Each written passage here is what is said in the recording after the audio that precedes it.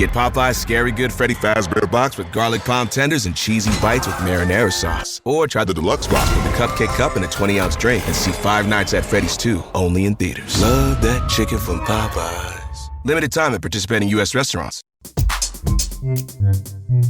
Quiet Riot. Hello and welcome to a special Quiet Riot with me, Naomi. Today I'm going to be speaking with the newly elected president of the Lib Dems, Josh Babarinde MP. Josh is one of those rare politicians who exudes warmth and a normalness lacking in many MPs. He's new to Parliament, so maybe that is why he's not yet become institutionalised or worn down by the need to give bland sound bites to the media. But I hope not. I hope he's going to be able to hold on to that. Many MPs, in my experience, can come across as overly earnest in a media interview, yet somehow still quite lightweight on policy knowledge. And I wanted to find out whether Josh fits that bill or has something a bit more exciting to him. So we're going to talk about his background, journey into the world of politics, what motivates him, the party reaction to things like the mansion tax, what a liberal vision for the economy should look like, the UK's relationship with the EU, of course, and also Lib Dem strategy as they head ever closer towards an election year in 2026 and the general election beyond it. So I hope we have a good chat. I hope you all enjoy it, and I'll check back in on the other side. Quiet Riot. Hi, Josh. Welcome to Quiet Riot.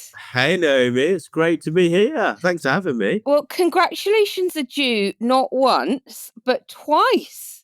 First, on your engagement to the lovely Connor. Thank you so much. We are very happy. Oh. We're still on cloud nine. It's awesome. Oh, lovely. And of course, secondly, on your election as president of the Liberal Democrat Party. And so, Josh, for listeners less familiar with the Lib Dem constitution, talk us through what that role entails, because it sounds quite honorific, but it's my understanding that it, as a directly elected post within the party, it does have some actual powers, right? So the role of the president of the Liberal Democrats is several-fold, but it's quite vague, which means that from president to president, there's a lot of scope to define the role in the way that you feel the political times call for it to be defined if you get the mandate of members who vote to do it in that way. So one role of the president is to chair the federal board of the Liberal Democrats. That's basically the governing board, the board of directors type thing. And so that board governs the party. It sets the strategy for the party, all that kind of stuff. Really important. And then the president is also the voice of members. And so that's about raising the concerns, but also great ideas that come from members within the party to wherever they need to go within the party to help make things happen. I'm also very clear that it's important to be the voice of members externally as well. And historically, when you've had folks like Charles Kennedy or Tim Farron as party president in the past, they have been incredible ambassadors of our party's message. They've been incredible megaphones for liberalism. And I think that now more than ever, we need a megaphone again for liberal values to stand alongside Ed Davey, alongside our deputy leader, Daisy Cooper, and our parliamentarians, our councillors, our activists, members, campaigners. And so that's exactly the kind of president that I'll be. Yay! Well, that all sounds very exciting, and there's a lot for us to unpick in all of that. I want to go back then in time, because you were elected as the MP for Eastbourne at the 2024 general election. So take us back to pre-2024. What was life for Josh Babarinde before politics entered your everyday life? And what motivated you to join a party, stand for public office? Like, give listeners a flavour of who you are, the journey you've been on, and what's brought you to being the MP that you are today. Yeah, well, we go back way before 2024. I mean, the first election that I ever contested in Eastbourne was in the early 90s. It was 1993, You 94. must have been a baby. And indeed, not just a baby, but voted Eastbourne's cutest baby. I'll have you know. I can believe it. Mum was my campaign manager. She smashed it. And there the electoral bug was got. I grew up in a patch in Eastbourne called Hampden Park. It really means a lot to me. It taught me a lot. My dad still lives there. It's the site, Hampden Park, of what up until last year was the busiest food bank in the country. More food parcels distributed per head from that food bank than any other. That's really interesting because I would imagine that, you know, people less familiar with the south coast of England probably think of it as kind of lots of wealthy retired people living in quite nice big houses on leafy tree-lined avenues with lovely views of the sea. But that's not true, is it? I mean, Eastbourne does have some real pockets of deprivation. There's lots going on in Eastbourne. I mean, Eastbourne is a thoroughly charming town. We're a town of innovation, right? So the 7th Duke of Devonshire, some years ago now, decided on the basis of kind of 4 separate little villages that predated Eastbourne, but they were all, you know, clustered together. He basically had this vision to create the best resort in the country and united those villages to create what was going to be called a town called Burlington, but it became Eastbourne. You know, today Eastbourne still has a reputation for being a resort that people want to go to. We've got a Sunniest reputation. place in England, no? Not just England, Naomi, the UK. Ooh. We first got that title in 1911. I'm very quick to remind colleagues, particularly the Conservative MP for Bognor, just down the road, that my town is the sunniest and not hers. Yeah, grew up in Hampden Park in Eastbourne, and I was born, you know, in the local hospital. I went to state school locally. Went back there the other day actually to do some mock interviews with kids interested in going into politics, which is very special. Life was, you know, quite difficult at home when growing up. My parents separated. I still see them both, very close to them both. I love them both. But, you know, former partner of my mum's wasn't so nice. And we lived in a home where domestic abuse was pretty rife. I'm one of many siblings. Between my mum and my dad, there are 6 of us. Yeah, I, you know, spent a lot of time supporting my much younger brothers and sisters with their homework, going to sports days, Christmas plays, parents' evenings, all that kind of stuff alongside my mum. And I grew up pretty quickly as a result of all those experiences at home. And I did A-level politics. I'd never really taken an interest in politics before. You know, I got involved in student council and stuff like that. But we weren't a political family at all. We didn't talk politics around the dinner table. In fact, for quite a lot of my childhood, we didn't have a dinner table. We very happily sat and ate dinner on our laps at 6 o'clock in front of The Simpsons on Channel 4 after school type thing. Politics was not in our family conversation or DNA, but I did A-level politics. As part of that, we went to an open day at the local uni. It was Freshers' Week. There were loads of stalls for all the student societies. And I thought, oh, well, I'm a progressive guy. I don't know loads about party politics, but I know I'm definitely not a conservative. So I'm not going to go to the conservative stall. And I came across the Liberal Democrat stall. I didn't know much about the party at all, but I really did know that I liked the beer mats that they seemed to be offering. And so I asked for a free beer mat and they said they're not free. You have to join. So my mate Abby Fenton, she paid £1 for her and I to join. I still owe her that cash. In fact, Sorry, Abby. I then started to get loads of emails from the Lib Dems saying, you know, come and campaign, etc., etc. And one of them, this was back in 2009, like autumn 2009, so not long before the 2010 election. And got an email to say that Nick Clegg was coming to Eastbourne.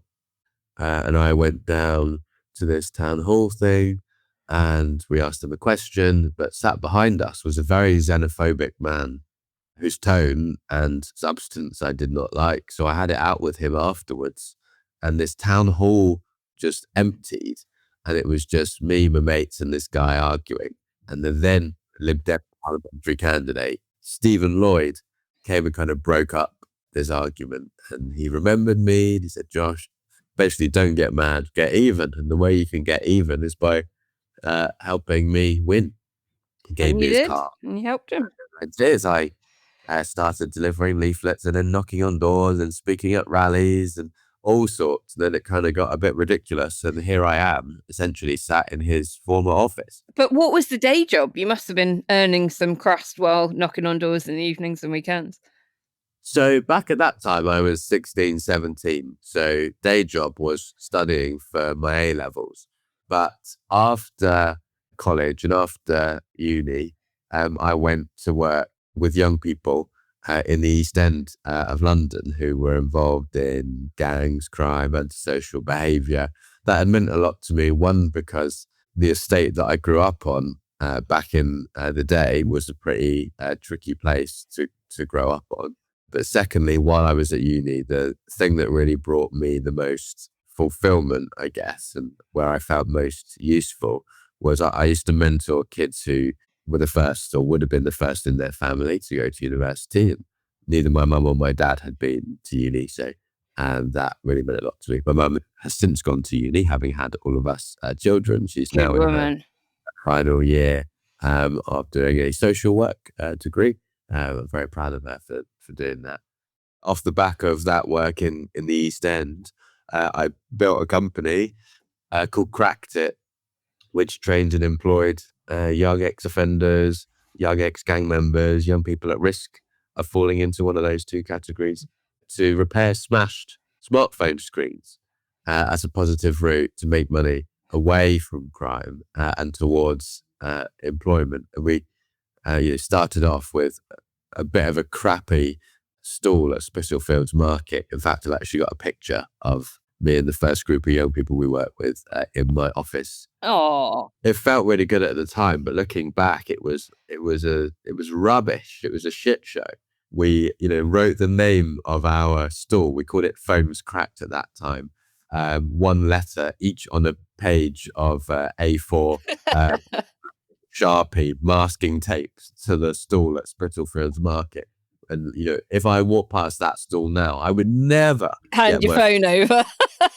Notwithstanding the technical prowess of these guys, there's four young men who we trained up in that first instance. But, we grew and, people did entrust us with their phones and with that service, and ended up doing deals with a bunch of local councils and housing associations across London who paid us a fee to train up young people in their area. Amazing. Then we found there were just loads of young people who were coming through our training programs. Then we set up the company, and we ended up ditching the stall because, especially during the winter, I'll never forget, Naomi, there were times when there's one particular time we were repairing someone's phone, and the way you do it is you basically open it up. It's almost like, open heart surgery on a phone. Put it up, and there's all these microscopic screws and different components that you got to remove. And I taught myself off YouTube how to do this, and then I got better and better. We were in Spitalfields Market. It was like January. It was so cold. Hands were just blue. Yeah. Blue and shaking. No one wants a shaky-handed surgeon, put it that way. No, exactly. And what you also don't want is noses that are so coldy that they're dripping into the phone. There was one incident where the defining moment is when you conduct the repair and then you go to turn it on afterwards, and does the welcome screen come back on? Does that Apple logo load up? When it does, generally it's all good. And when it doesn't, you're like, OMG. And so we had to take the phone to another phone repair shop to get it repaired because we just couldn't do it. And all your profit margin's gone. Yeah. Well, the profit margin destroyed. In fact, we paid more for the repair than the customer was paying us. But we got it done before the customer came back, so she wasn't inconvenienced. But anyway, we ended up moving to do pop-up repair shops in large workplaces. So in lobbies of, skyscrapers in Canary Wharf, in in the city, whether it was Lloyd's Bank headquarters, whether it was Barclays headquarters. But we also did places like River Island's headquarters. We did the US Embassy in Trump's first term. Guys with convictions for things like wielding an axe into his embassy to repair his diplomats' phones. Those were the days. And ultimately, our guys, and there was some girls we worked with too, made money. They ultimately got to learn about the norms and customs of employment, and they felt a sense of belonging in the legitimate economy at the core, making money in a legit way rather than at the margins in illicit ways with, the police. Hot on their heels. Yeah. Ultimately, we supported around 3/4 of folks we worked with into desisting from crime within a year of completing our programs, and about 2/3 moved into permanent employment or prerequisite education or training. So that was a really special time, and a time where, you learn how to build something, learn how to engage with people who were at the margins. These are the exact kind of things, actually, the exact kind of skills, I aim to apply to my role as party president going forward. There are lots of people who feel disempowered, dispossessed even. They're looking for solutions that are real. They're looking for hope. Unfortunately, Nigel Farage is successfully presenting the veneer of that to many people. It's time for a credible political force in our country to really step up the extent to which that is being offered. And I think that is the mission of the Liberal Democrats. I'm going to ask you a really broad question related to all of that then, Josh, because it is clear that what has politicized you is a sense of injustice, particularly for young people who, through no fault of their own, will have found themselves in very, very difficult situations. We've talked about the lack of growth in the economy. Of course, that feeds through then to people turning to other forms of gaining cash because the system is not working for them. So my big question to you, Josh, is what does the Liberal vision for the UK economy look like to you? Well, I mean, for me, a Liberal vision for the economy is an economy that's characterized by growth, by innovation, an economy where small businesses feel supported, where entrepreneurs feel able to take risks in order to develop new products, services that ultimately make people's lives better. Is an economy that doesn't feel suffocated, an economy where businesses, small businesses, aren't seen as cash cows to inflate an already inflated government in a bunch of places. An economy where workers get a fair deal, aren't exploited by the big powers that be, and really zooming out beyond just a liberal vision for the economy, but just a liberal vision for the country. A reason that I'm a Liberal Democrat is because I think that it is wrong. People's respective courses and qualities of life in too many cases are shaped by little more than brute luck. And people are screwed over if they get bad luck, like a lot of the young people that I've worked with in my career. Indeed, a number of the experiences that I've had or seen myself or in people I grew up with. And that's not fair. People should be able to go as far as their talents, their motivation, their commitment will take them. So a Liberal Democrat vision is a redistributive one, a renewed one, where we ensure that power and money, where practically possible, are distributed by those who it is designed to serve. So the party has 72 MPs at the moment, an all-time high, but with a very high concentration in the communities that you have not just talked about, in affluent, formerly Tory seats in the south of England. totally take the point that many areas of the south of England are not affluent like that. But when you look at the distribution of the 72, the majority are in those areas where deprivation just isn't a critical issue. So my question is, how does the party grow from here?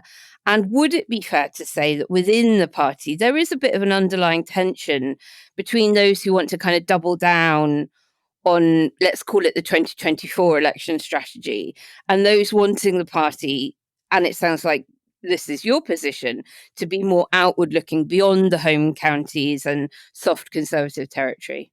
Yeah, well, I mean, I've been very clear that, during my campaign across our membership for party president, that a key priority of mine is to make sure that absolutely we honour the trust that those in the home counties, in Middle England, so to speak, have placed in us. We have a responsibility to honour the pledges around campaigning to fix our NHS, campaigning to clear up our seas, our rivers, our waterways, campaigning to help alleviate the rising cost of living. And my goodness, we have been throwing the kitchen sink at that over the last 18 months and will continue to do so.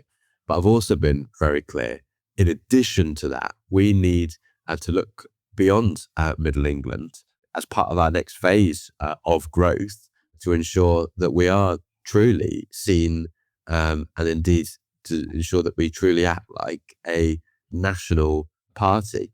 And what I'm really proud of is that, having made that argument loud and clear, one of the centerpieces of my campaign across the country for the Lib Dem presidency, 70% nearly of members who voted for me. 70% of our members, many of whom are from Middle England, agree that absolutely we need to make sure that we are diversifying our party. I think we've got great opportunity to do just that. Within our party, we've got great talent who come from, say, working class backgrounds. I think of people like Bobby Dean, our MP for Carshalton and Wallington. I think of Tom Gordon, our MP for Harrogate and Knaresborough. I think of Christine Jardine in Edinburgh West. She has spoken about her working class roots too. But there are many more people who are from working class backgrounds who I think have an amazing contribution to make to our party, not just at the Westminster level, but at devolve level, at councillor level, indeed joining our party as members, and as members fundamentally who make Liberal Democrat policy at conference. And so one of my priorities is that diversification piece. And that means reaching out and bringing additional new people into our party. Now, how do we do that? Well, in our party, we have had a number of drives to drive greater gender diversity. That's been driven by the Lib Dem campaign for gender balance, led by Candy Piercy. We've also had the Lib Dem racial diversity campaign as a similar thing on an ethnicity level, led by Chris French. We don't have a similar body or drive when it comes to socioeconomic diversity.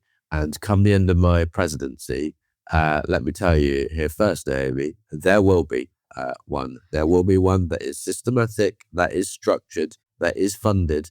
If there is not, well, I will not put myself forward For re-election. Quiet Riot. This is Jason Momoa, and I'll be your finance professor today. Welcome to Banking Smarter 101 with Chime. Bam! First lesson, sign up for Chime and set up direct deposit. You'll be joining millions of members banking fee-free. Second lesson, get cash back on eligible purchases while building credit and a higher APY on your savings. That's how you bank smarter this season. Fa-la-la-la-la, class dismissed. Join Chime today. Chime is a financial technology company, not a bank. Banking services and a secure Chime Visa credit card provided by the Bancorp Bank N.A. or Stride Bank N.A. Members FDIC. Optional services and products may have fees or charges. Details at chime.com/fees-info. With a qualifying direct deposit, earn 1.5% cash back on eligible secure Chime Visa credit card purchases. On-time payment history may have a positive impact on your credit score. Results may vary. APY means annual percentage yield. Learn about credit building and more at chime.com.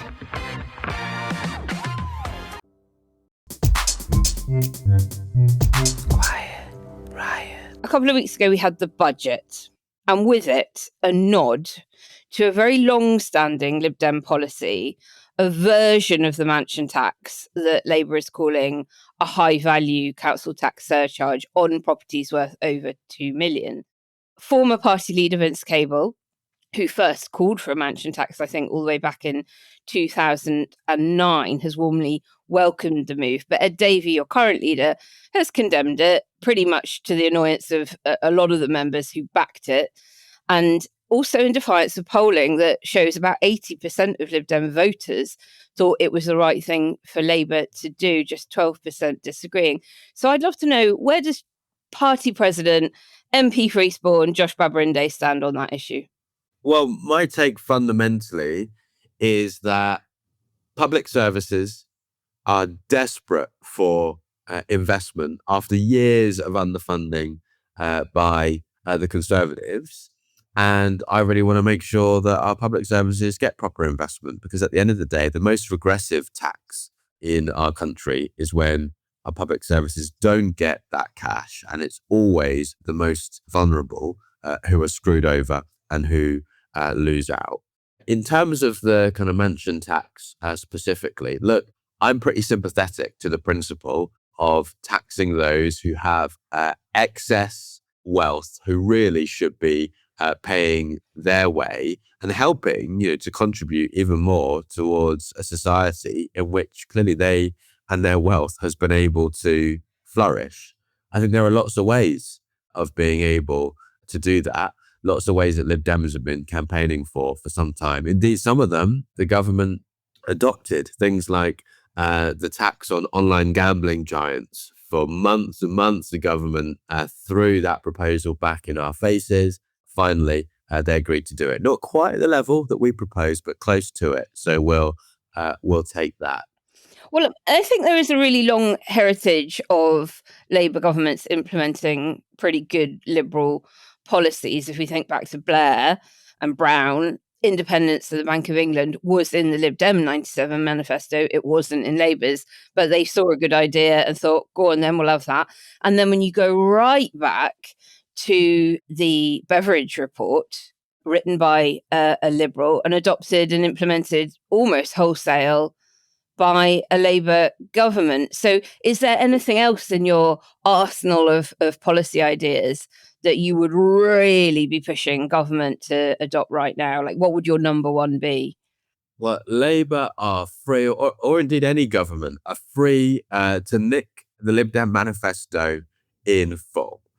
Whether it is on the digital services tax and more than quadrupling the tax on those big online tech giants who are causing a lot of problems in our society and ought to be paying for it. Whether it is of forging a new customs union with our European neighbours in order to help fill this appalling Brexit black hole that more and more folk, most recently the Deputy Prime Minister, David Lammy, have accepted exists. Those are some of the things that I really want Labour to steal, on top of the online gambling tax, on top of the scrapping of the two-child benefit cap. And while they're at it, it'd be fantastic if they completely abandoned their illiberal proposal to introduce digital ID across our country.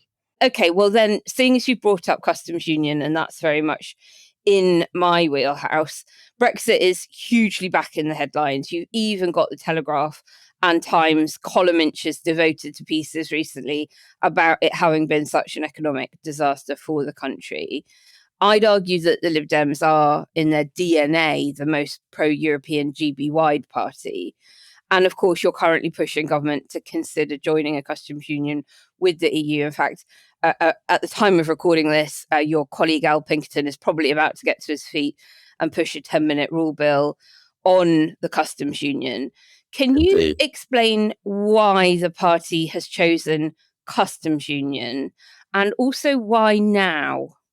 As a result of leaving the European Union, there is now tons and tons and tons of red tape that means it's even more difficult for British businesses to buy and sell what they want and need from an enormous market that is on our doorstep. It's a market we had access to up until a few years ago, and now it is much more difficult. In very simple terms, forging a new customs union with the European Union would help to break and trash some of that red tape so that businesses can, in Britain, do their thing once again. This could be enormously beneficial to our economy at a time when this government is talking about growth, but we're seeing hardly any of it. And I don't know about you, Naomi, but it just feels like we're creeping along from year to year, month to month, from GDP stat to GDP stat, and seeing micro decimals of change. So what would the decimal change be if we had access to the customs union? Well, if we had access to the customs union, our GDP could be as much as 2% greater, according to Frontier Economics, who've done the research into this. And what does that actually mean? Can I just stop you there? So that Frontier Economics report was actually commissioned by Best for Britain. And the 2% figure is actually around alignment.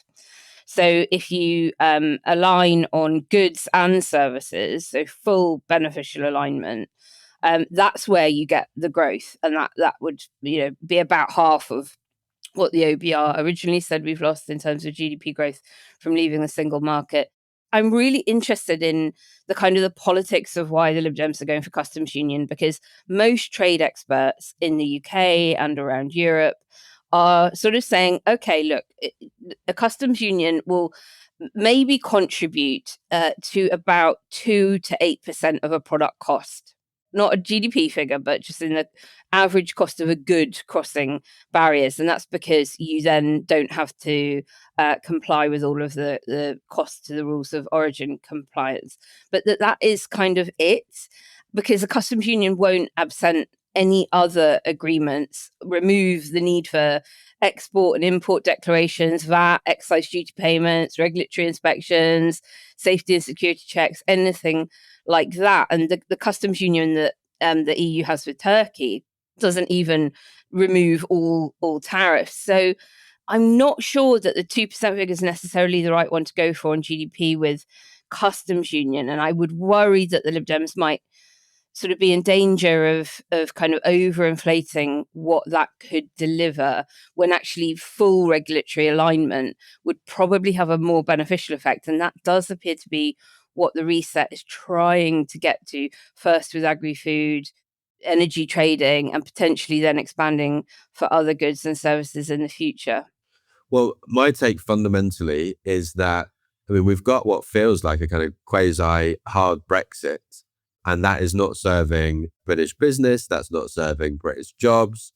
We've lost, 90 billion a year in tax revenue, according to research Liberal Democrats commissioned. We know that through greater cooperation and in some cases greater alignment, that we've seen that 2% figure or thereabouts, which equates to 25 billion a year extra in tax revenue. Clearly, moving towards a customs union is moving in the right direction. Look, I'll be clear, I'll be honest, it'll come as no surprise to you, Naomi, or any listeners, that I did not vote in 2016 to leave. I don't think many of our listeners did either. We essentially had 3 big democratic events that in some cases you could say were essentially referendums on European Union membership. 2016 referendum itself, of course. The 2017 general election was, framed by a similar question. Yeah. And then 2019 Get Brexit Done election was a third one. And very sadly, in each of those cases, we lost the argument. It's really important to listen to people and to understand, well, what was it that was driving, your conviction that leaving the European Union and severing these ties and breaking our relationship, what was it that was driving that? And so I think we've got to be humble about that. I know you know that, Naomi. Your listeners know that as well. We've got to go on that inquiry. We've got to go on that journey of meeting folks where they're at, making the case bit by bit, and taking them with us. Quiet Riot. John Legend, Sheryl Crow, Elvis Costello, and Alanis Morissette star in the MGM Plus original series, Words and Music. Iconic artists share intimate performances and the stories behind the songs. New episodes Sundays on MGM Plus.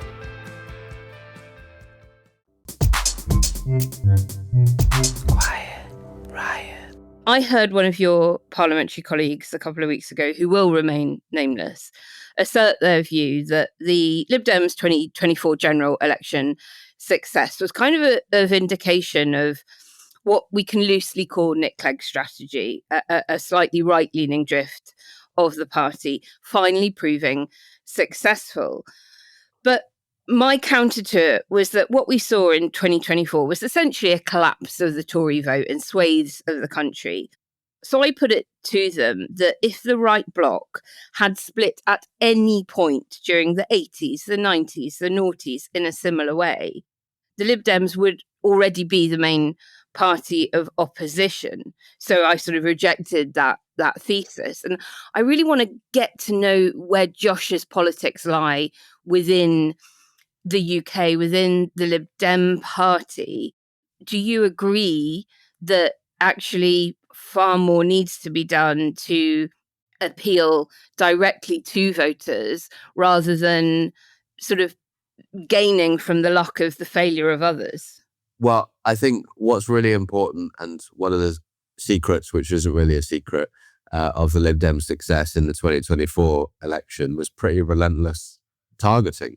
It was about being smart around which seats have we got a decent ground game in, or have we got the capacity to build a solid ground game in? Which seats have we already got a local government base in that we can use and leverage to campaign locally, and which seats, were we, within a credible margin of winning? I think what the counter to that is, though, is that strategy of relentlessly targeting was relentlessly targeting largely that soft conservative vote, informally conservative held seats in, and I wouldn't even say middle England, I'd say middle class England. So can the Lib Dems at the next election fight the one in front of them rather than one behind them, and manage to both defend the gains that it made in 2024 and grow and pick up the kinds of seats they would have won under Charles Kennedy? Yeah, well, I think in large part that's our mission. I mean, the party's going through a process that has been punctuated in some ways by the presidential election to set a strategy for the next election. And so these are some of the internal debates that we'll have within the party. My own view is that I want us absolutely to not forget about the importance of targeting. You can be spread, super thinly, but have broad support and you end up nowhere. But I also want to make sure that, we're a broad party that is taking our liberal values to, communities who want to see them in action and who, my gosh, need to see them in action after, years of Conservative government and a lackluster Labour government. People are looking for, it's a trite term, but they're looking for hope. And Liberal Democrats are not going to withhold that offer that we'll be making from any community. Yeah. And part of what my job is when I take office from the 1st of January as party president is to make sure that people hear that message loudly and proudly. To get direct to your question, what is my politics? It's the kind of politics I've been describing over the course of this chat, which is broadly I'm a guy in the centre left. I value the views of people in different places, and when it comes to the economy or when it comes to some social issues, I think it's important to listen. It's important to be challenged. It's important for me to be sent back to the drawing board on a lot of things that I believe and come back with something better. When I was running a business, that's exactly what we had to do. I had constant feedback loop. Exactly. I had some key beliefs about how I thought the world should be and incorporated them into, various products or services we were offering. But when they were oxygenated by, conversations with potential clients and stuff who maybe didn't like what we were doing or it didn't work for them, to go back and make them better. And that's what we've got to do as a political party. Politics is a negotiation. You put your broad values on the table, you see how folks respond, you listen to feedback, and you go and make it better. And Liberal Democrats, we're not going to be complacent about, the success of that process come the last election. And I take what was happening there was, Tory collapse as much as it was a Liberal Democrat success. Or Labour success. Or Labour success, exactly. We're not going to be complacent, but also we've got to listen. Well, I'm really sorry to talk about Reform UK. I really am. They have a tenth of the number of your MPs, but they get disproportionately more media coverage. And last week, of course, it was revealed that crypto investor and former Tory donor Christopher Harborne has just given them a record-breaking £9 million donation. So under your presidency, Josh, what can you do to try and get the Lib Dems more media cut through and more cash? Because that is also quite a big feature of the president's role. I think this gets to the heart of one of the key functions of our party, the Liberal Democrats in British politics right now. I think at this time in our country's political history, with reform on the rise, the Liberal Democrats must be the last line of defence against populism. Who else is it going to be? In the context of the local government base we have, in the context of the parliamentary influence that we have, really who else can it be? It has to be us. We have to be ready for that. And I think there is no more important function for our party than facing up to the division that they are not just trying to sow, but in some cases are quite successfully. Absolutely. And I mean, look, Farage has made it clear this week that he intends to absorb what is left of the Tory party in a reverse takeover style operation, as he's calling it. Yeah. So assuming that the Parliamentary Labour Party won't see the light on proportional representation anytime soon, and that we'll be stuck with this ridiculous first past the post system of winner takes all, what can be done, do you think, by the more progressive parties to see off this regressive alliance as we head into a big election year in 2026 and then beyond it to the next general election?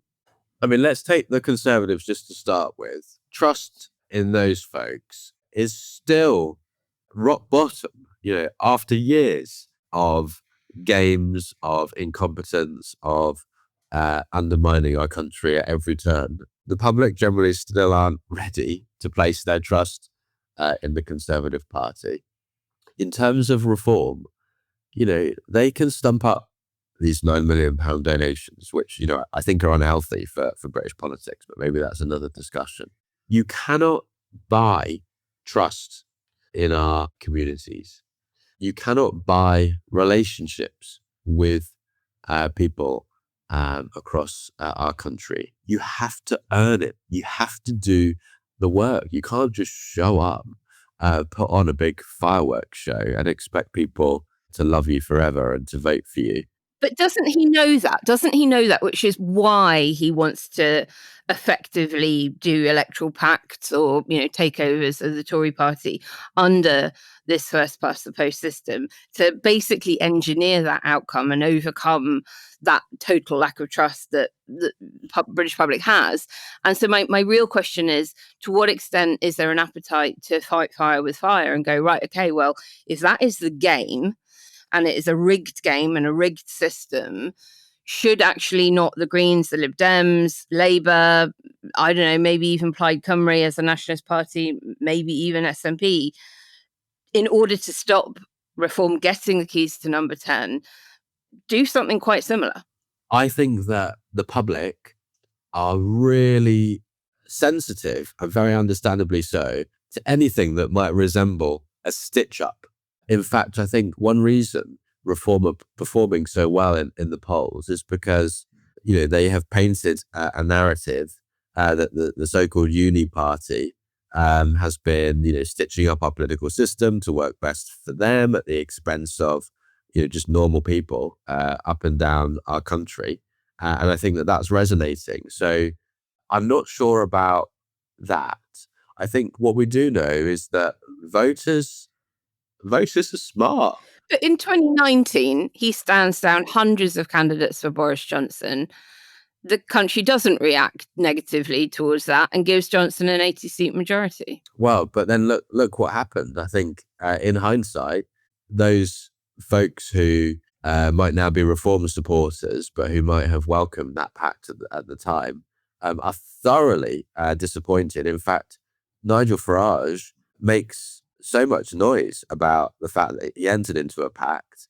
The pact did not deliver. He feels utterly bruised. And in fact, that has emboldened him to be where he is now. And, you take the Unite to Remain pact that existed between the Liberal Democrats and the Green Party and Plaid Cymru. Yeah. And Plaid Cymru. The results of that were, unfortunately pretty negligible. We know that voters know what tactical voting is. Voters know what they need to do to deliver an outcome that is going to ultimately combat the division and fuel the more hopeful, optimistic, compassionate politics that this country desperately needs. We saw voters, keep reform to, I can't remember how many seats they won now because they've changed so much. 5 About seats. 5, yeah. I totally trust folks, the people of Eastbourne and elsewhere to make the right call. But, it takes two to tango, and it's not just the voters, but it's, fundamentally the politicians, it's the political parties. Absolutely. Like, all of us have got to up our game. We've got to make offers that really listen to people, that really capture what it is that are their needs, their priorities, their interests, their aspirations, and then think quite creatively, especially in the context of not very much money being around, about how we address that.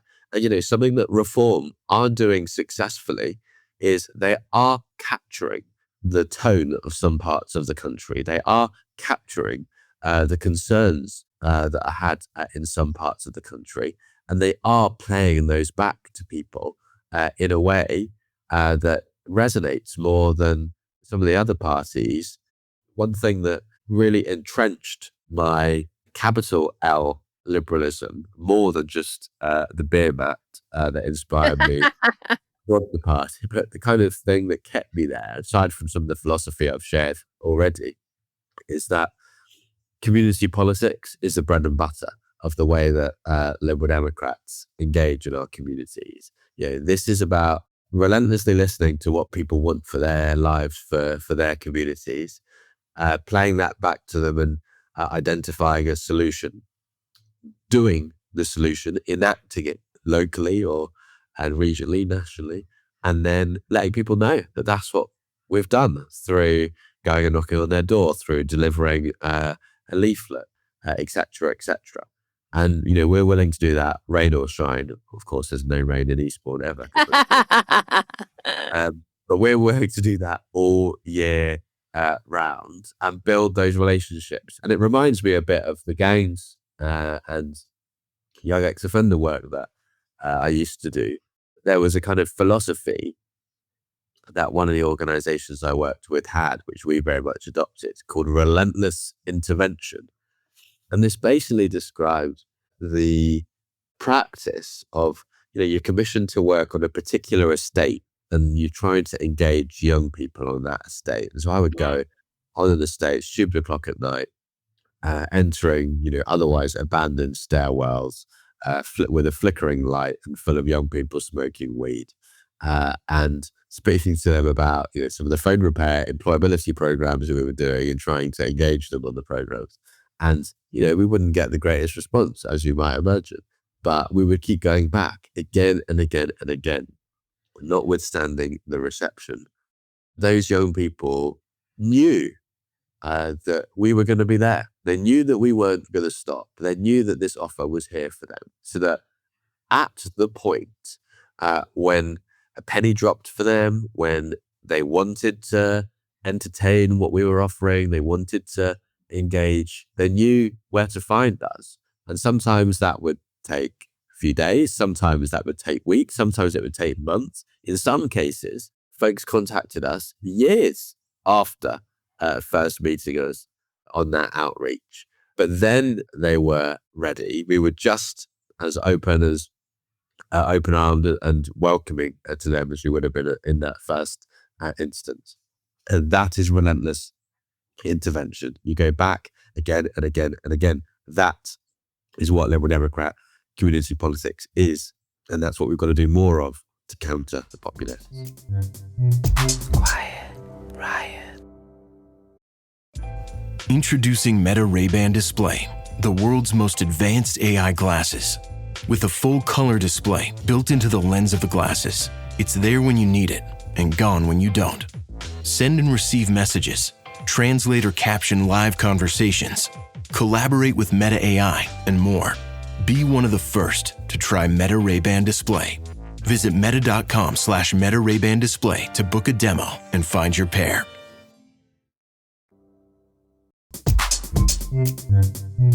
Quiet Riot. Josh, thank you so much for joining us today. I've got one last question for you. Go for it. Obviously, wedding planning is going to take up a chunk of your immediate future. But what are your long-term career ambitions? Surely you'd like to be party leader at some point. Nah, that's not where my head's at. I love my work principally for my town that made me me and where I was born and bred. And I love being able to bring insights from Eastbourne, insights from the gang's work, insights from, growing up in a home where domestic abuse was rife. I feel really privileged to be able to bring those insights to help improve my community and improve our country in different ways, shapes and forms, often quite small ways, but meaningful ones and ones that I've been so privileged to see the impact of. And so I'm not the kind of guy who goes around chasing titles. I'm the kind of guy who goes around chasing impact. I can't wait to do that over the next 3 years as president. Josh, we wish you every luck with that. We sure as hell need more people with backgrounds like yours in our body politic, setting the agenda for the country and making it a country that works for everybody and not just the wealthy elites who are the ones benefiting from the status quo. Thank you so much for joining us on Quiet Riot.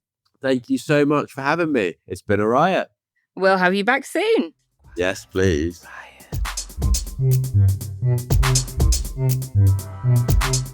Listeners, thank you for tuning in to that interview with Josh. The poor thing had a rotten cold, so I was very grateful he persevered nonetheless. It was really good to hear about his previous work with young offenders and gangs, and I really enjoyed hearing his concept of relentless, persistent intervention, as well as compassion for those who just simply have less luck. And, of course, his liberal instinct to devolve power and wealth to levels where it can empower all of us to be the best version of ourselves.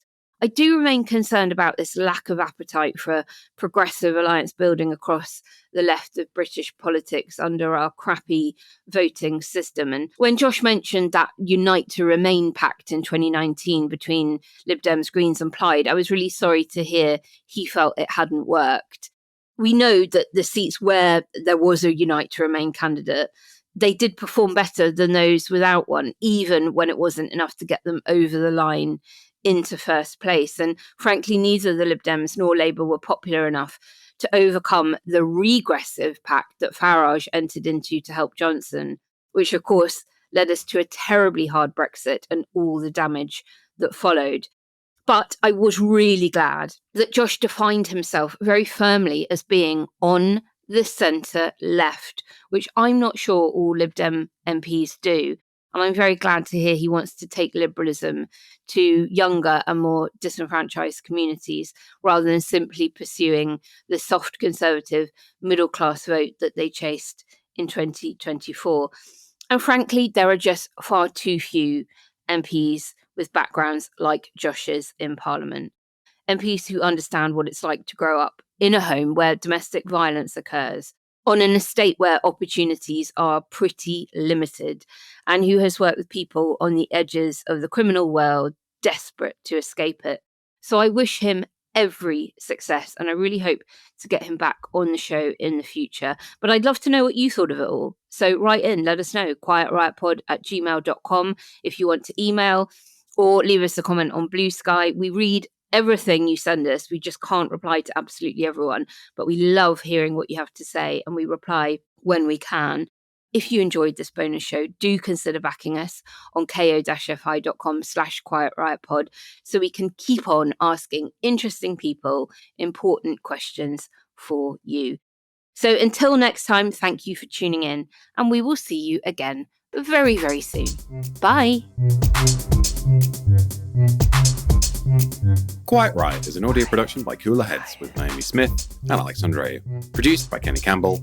Music by Mariana Sangeeta. Artwork by Simona Canelu. And edited by me, Alex Reese. Quiet Riot.